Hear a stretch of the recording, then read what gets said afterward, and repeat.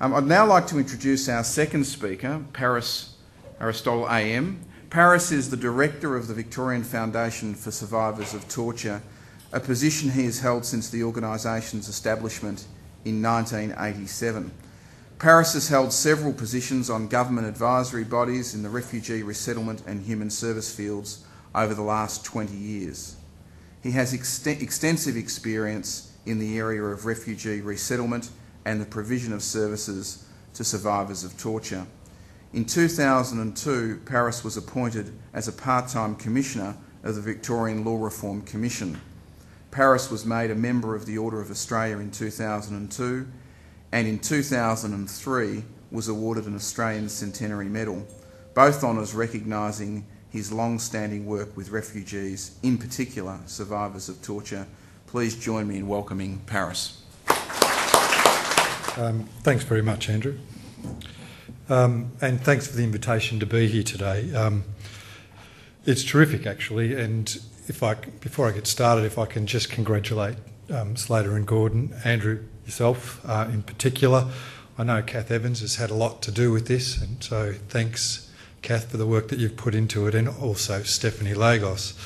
And obviously, it's always good to be at a function with Andrew. It sounds like a bit of a sort of sycophantic exercise here, saying nice things about each other, but I think you have to accept really that in probably one of the most influential corporations in the country, it has a CEO that is prepared to stand up for issues such as multicultural and cultural diversity, violence against women, Indigenous issues and so forth. And that leadership, I think, has had such a dramatic impact on the way in which the country has grown and come together, I think. And that's in no small part due to the way Andrew believes in his own personal values and lives those values through his work and through his life. So it's great to be here with you, mate.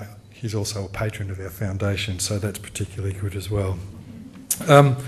One of the critical things about today's launch and in recognising the work that Slater's done in this area, Slater and Gordon have done in this area, is that communication is just one of the most vital ingredients to making a society work.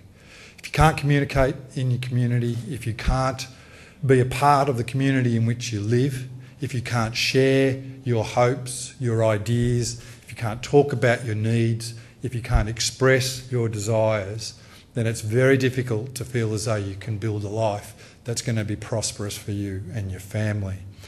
And so the more that we can do in our community to promote better communication, to enable people who've come from other parts of the world to realise the full potential that they bring with them by being able to communicate in different forms, the better off we're going to make the community overall. Obviously, language services, translating, interpreting and all of those sorts of things are vital parts of that. But I am, as Andrew mentioned, particularly impressed with the commitment to trying to build the capacity of staff to understand the issues around cultural diversity better. Because no matter what we do, we can produce brochures and we can have websites and we can have great structures and so forth. But at the end of the day, nothing makes anywhere near the same level of impact as the personal communication between people, in this case the staff of the firm and clients. And so I think it's a great thing to see the investment that's being placed in this important area of work by a firm like Slater and Gordon.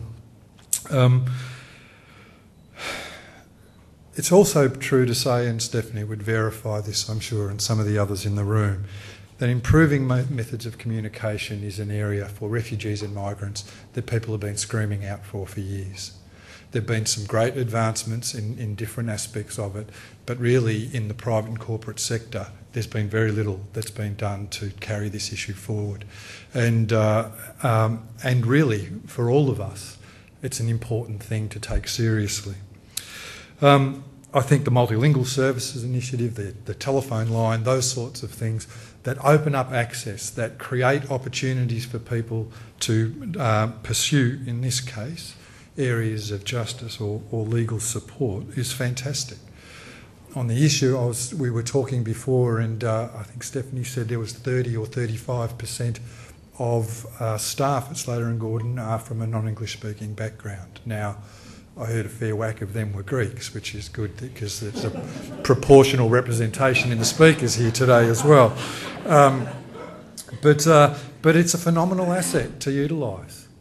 And so, quite apart from the fact that these sorts of initiatives widen the circle of participation in our community general, or the ability for people to participate, and they deepen the sort of pool of our commitment to one another and our ability to share things with each other, it also makes great business sense to utilise the skills within the workforce, but to understand that out there in the community, where the diversity of the population is so substantial, that this is in fact also a very important, I won't say shrewd because I know the motivation is much more genuine than that, but it is nevertheless an important business decision, I think, for companies to make. Can I also say though that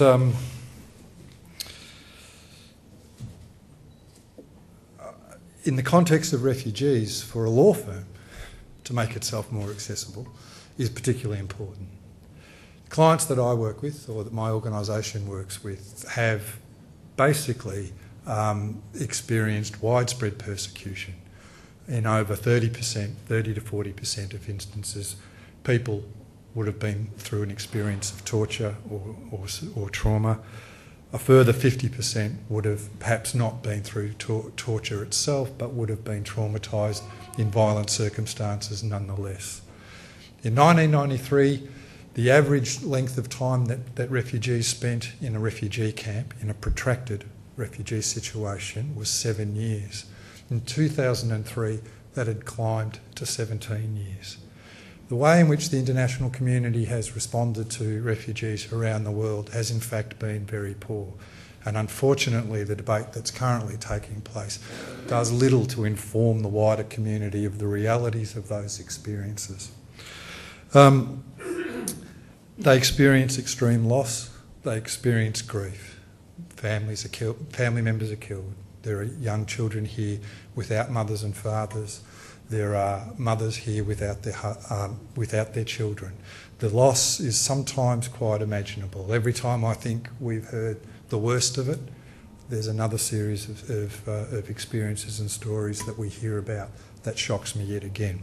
And after 23 years, you'd think you'd be done with being shocked, but that's unfortunately not the case. But in particular, their experiences of justice have been particularly poor.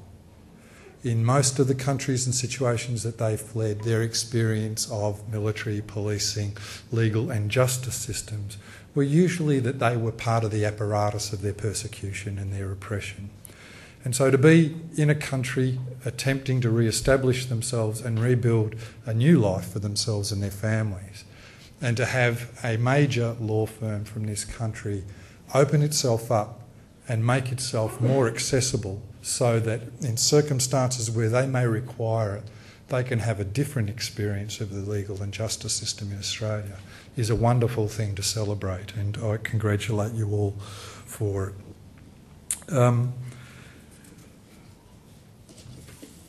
I think part of the issue that exists with that, though, is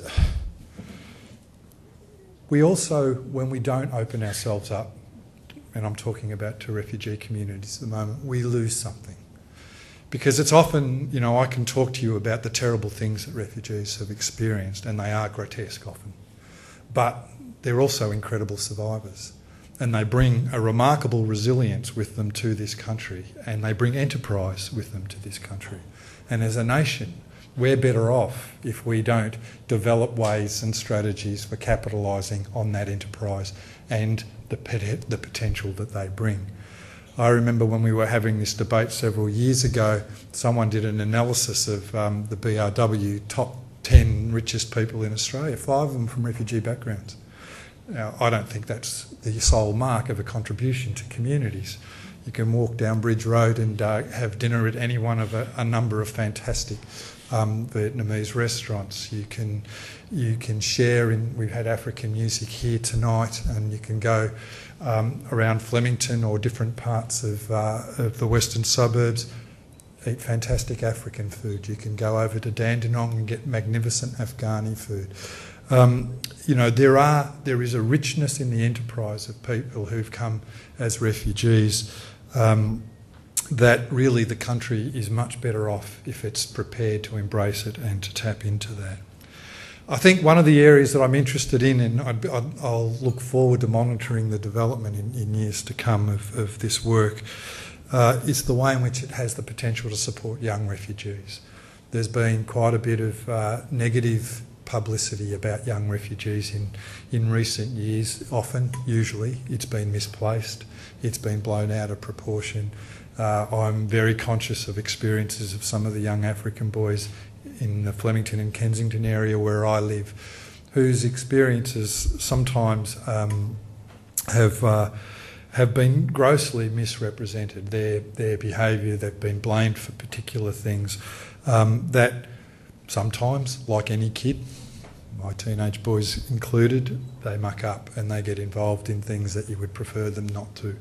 But there have been experiences where, and unfortunately it's been fuelled at a political level, where some members of refugee communities have been targeted as a way of perpetuating the sort of wedge politics that's come to characterise this area. I think the good thing and the nice thing about a firm like Slater and Gordon embracing these issues and opening itself up to culturally diverse communities more so than others is that it gives people a chance to perhaps pursue some justice around that sort of thing. It also helps us all, be it in the legal area, the social welfare area, the policing area or whatever, come together to find better ways of making this fantastic country of ours an even better place for us all to live. And there are great initiatives. The Victoria Police Force has some fantastic initiatives in the area of multicultural affairs. So I want to commend really the Slater and Gordon on this initiative. I want to encourage you to do more of it. I hope that you see it as a phenomenally successful thing in the years to come. I hope you're prepared to continue to invest in it, because what you're doing here, whether you've thought about it in this way or not, is that you're beginning to model a way forward, not moving forward, a way forward. Someone else has grabbed that line, apparently. But you're modelling a way forward for other private sector corporations in Australia to look at and to think about in terms of improving the contribution they make to our wellbeing as well.